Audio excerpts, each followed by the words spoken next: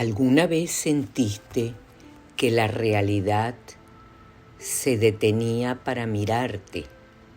Que algo sin nombre, sin rostro, conspiraba en silencio para colocarte justo allí donde debías estar. Bienvenidos a la otra orilla, el umbral donde la conciencia escucha lo que la razón no logra explicar. Hoy nos adentraremos en un territorio donde lo improbable se torna preciso, donde los hilos invisibles entre los hechos laten como una segunda melodía bajo la partitura del mundo.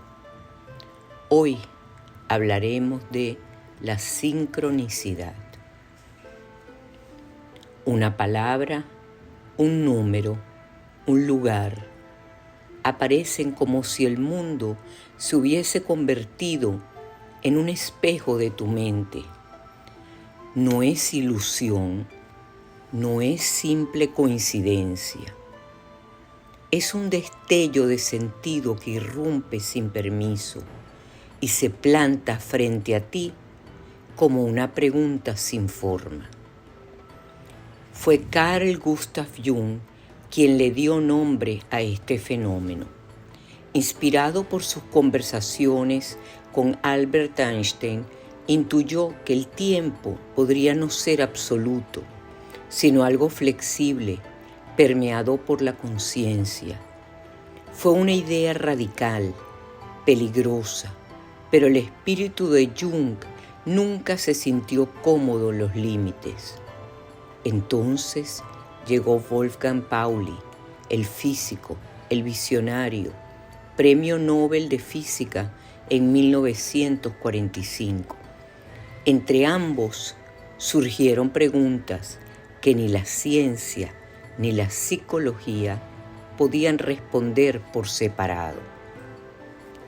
Es interesante relatar que Pauli tenía una fascinación y a la vez un temor particular por el número 137, un número misterioso que conecta electromagnetismo y la mecánica cuántica.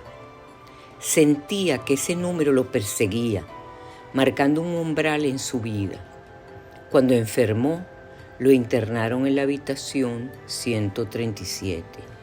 Sabía que allí moriría, y así fue, como si la sincronicidad hubiese sellado su destino con ese número.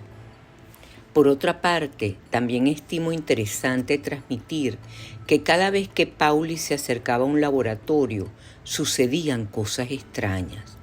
Aparatos que fallaban, relojes que se detenían, reacciones que colapsaban sin razón aparente.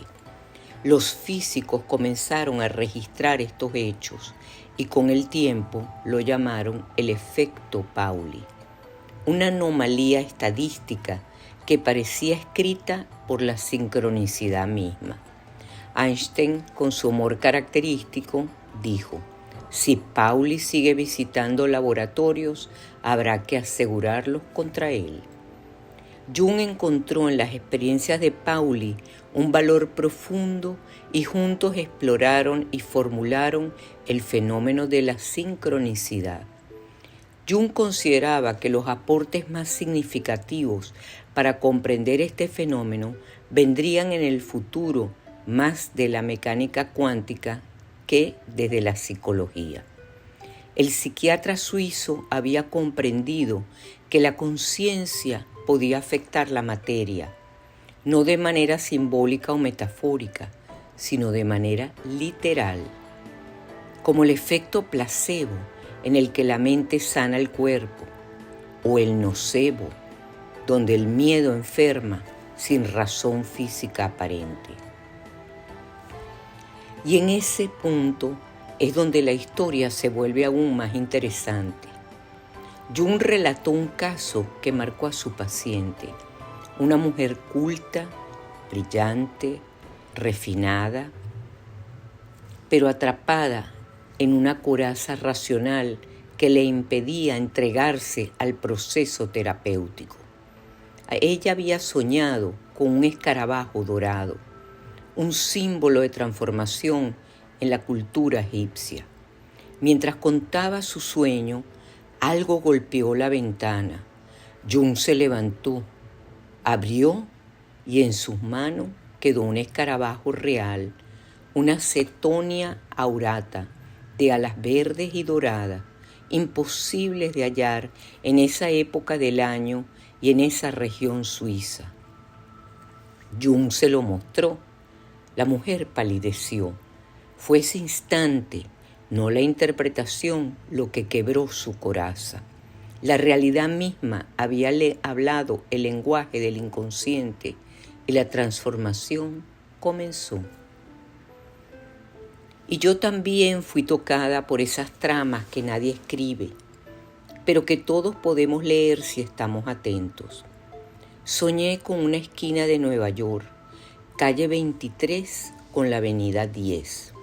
En el sueño no había palabras, solo una atmósfera densa, como un presagio que no podía eludir. No era miedo, era algo más profundo, como si la conciencia presintiera su propia escritura antes de revelarse. Un mes después, llegué a Nueva York. Es en esta ciudad donde más a menudo experimento sincronicidades. Un tema que dejo a los geoastrólogos para que lo expliquen. Esa ciudad tan incandescente, indiferente, desbordada, aunque siempre fascinante, me recibió con su caos habitual y yo recordaba el sueño. Fui hasta esa esquina y allí estaba, un ramo de rosas rojas atado a un poste, frescas, silenciosas, no de celebración, sino de duelo, de esas que se colocan donde la vida fue arrebatada. Sentí un estremecimiento. ¿Qué hacía yo allí? ¿Por qué ese sueño? ¿Por qué esas flores? Le conté el sueño y lo sucedido a una persona de confianza a mi regreso y le mostré una fotografía de la esquina y del ramo para que me ayudara a dilucidar su significado. Ella sugirió, quizá tenga algo que ver con un tema afectivo, pero no, yo lo sabía, era una señal de la muerte. Exactamente un mes después, una íntima amiga falleció en Europa. Fue trasladada a Nueva York. Asistí a su funeral, la fecha 23 de octubre, el 23 del 10, la intersección de mi sueño. Como si la conciencia misma hubiese tejido un aviso cifrado. Y aún más, ella, la que partió, tenía una costumbre muy especial. Cada semana, sin falta, nos enviaba por el chat a todas las que compartíamos su vida una imagen distinta de un ramo de flores. Era su manera de estar presente, de regalarnos belleza, de tejer con pétalos invisibles una red de afecto constante. Y yo había caminado hacia un ramo, como una firma suya antes de su partida. Hay mensajes que no se oyen, pero si la conciencia está despierta, todo queda dicho.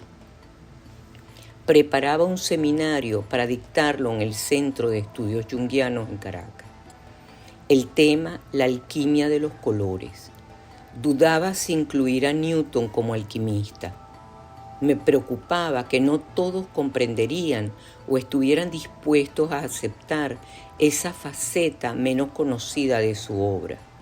Sentía que la duda me tomaba por completo y agotada decidí suspender la escritura por ese día. Encendí la televisión sin buscar nada en particular y apareció la serie A Discovery of Witches, el descubrimiento de las brujas. En los primeros minutos del primer capítulo, una profesora en un aula de la Universidad de Oxford hablaba de Newton, de su relación con la alquimia y específicamente con la alquimia de los colores. Fue como si alguien hubiese puesto en escena mi propia inquietud, disipando mis dudas de un plumazo. La vida siempre me sorprende con sincronicidades, y esta que voy a narrar sentí que valía la pena compartirla.